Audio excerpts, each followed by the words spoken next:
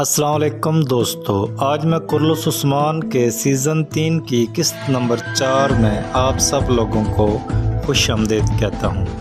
नाजरीन, किस्त के शुरू में उस्मान अपने मुर्दा घोड़े को देखता है जिसको उमर बे के ख़ास सिपाही बहादुर, जो कि कोसस के साथ मिला हुआ मकारी के साथ मारता है। उस्मान गुंदूस से सख्त नाराज़गी का इजहार करता हुआ नज़र आता है कि आप सिपह सालार होकर इतने बेखबर हैं कि कोई कबीले में घुसकर मेरे पर काट गया है।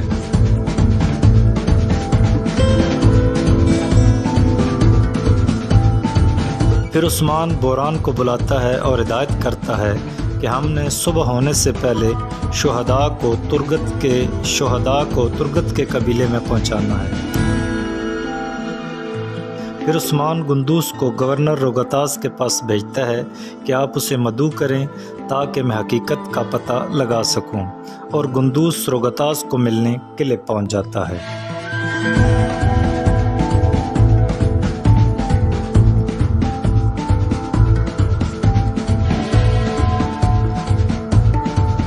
जहां गुंदूस जब गवर्नर रोगतास से तुर्गत के सिपाहियों और उस्मान के घोड़े के बारे में इस्तफसार करता है तो गवर्नर इस वाक़या से लाताल्लुकी और हैरानगी का इज़हार करता है और उसे कबीले में मदऊ करता है।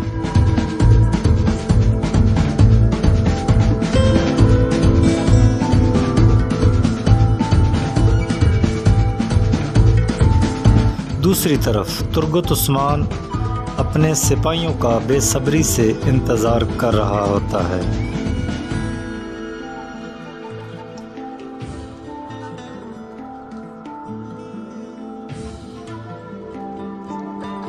कबीले की औरतें शुहदा को देखकर रोना शुरू कर देती हैं।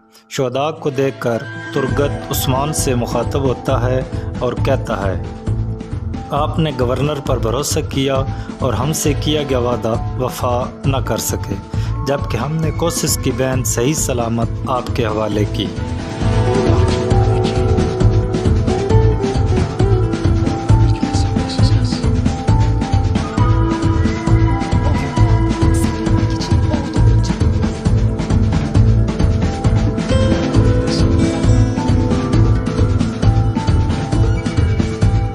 तुर्गत इंतकाम की बात करता है, लेकिन उस्मान कहता है कि हम इंतकाम ज़रूर लेंगे, लेकिन धुएं के बादल छट जाने के बाद। आप कबीले के सरदार हैं, आपको जज्बात पर काबू रखना है, क्योंकि अभी तक यकीन से नहीं कहा जा सकता कि असल कातिल कौन है।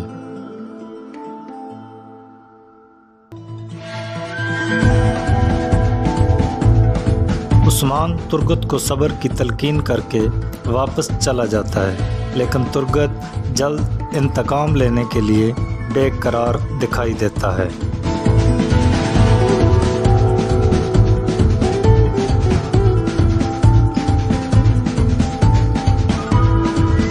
तुर्गत अपने शुहदा को दफनाने के बाद अपने सिपाहियों से कहता है कि शुहदा का खून खुश्क होने से पहले हम इनका इंतकाम लेंगे, जो भी हमारे रास्ते में आएगा उसे तबाह कर देंगे।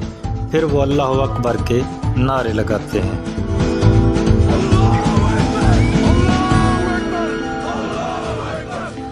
उस्मान वापसी पर बोरान को मिकाइल कोसस के पास भेजता है और इससे कहता है कि कोसस से जाकर तहकीक करो, अगर वो ज़ुबान से इकरार ना भी करे तो उसके जिस्म का कोई हिस्सा ज़रूर बोलेगा, गौर करना।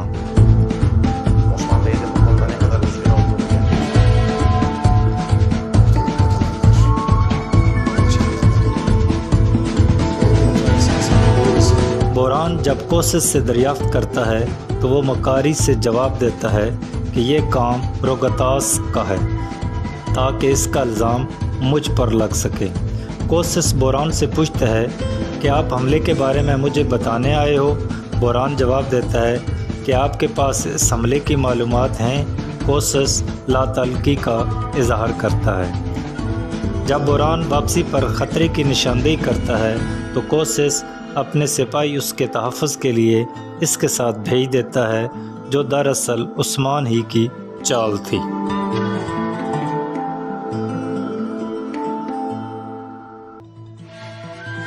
दूसरी तरफ काई कबीले में मलहून खातून और बाला खातून के दरमियान तीखी बातें हो रही होती हैं कि सलजान खातून दाखिल होती है और कहती है कि इज़नक के मशहूर ताजर ने ज़्यादा कालीनें मांगने की बात की है और वक्त कम है।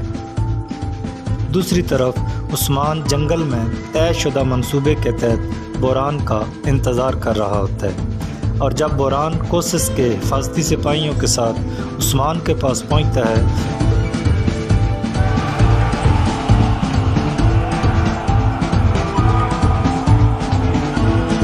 तो उस्मान सब सिपाहियों की उंगलियां काट कर वापस कोसिस के पास भेज देता है।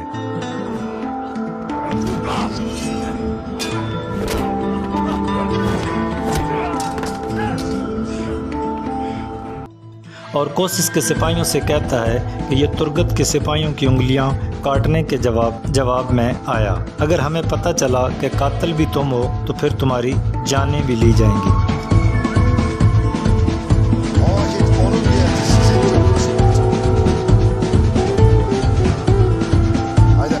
इधर काई कबीले में खाने की मेज़ पर सलजान खातून उस्मान को परेशान देखती है तो उसका हौसला बढ़ाती है और कहती है, काफर तुम्हारी पीठ के पीछे मंसूबे बना रहे हैं, तुम अपने आप को मजबूत रखो।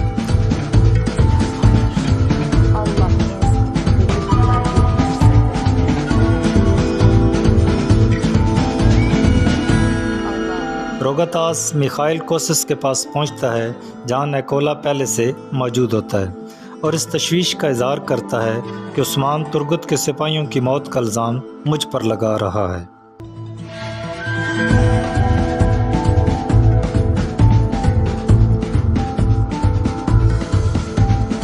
और उनसे पूछता है कि इस मामले के बारे में आप क्या जानते हैं। रोगातास कोसिस से कहता है कि मैं सच जाहिर करने के लिए उस्मान के पास जा रहा हूँ। निकोला रोगातास से कहता है कि आपने अगर इस हमले की मंसूबाबंदी नहीं की तो आपको अपने दोस्तों से छुपाने की ज़रूरत नहीं।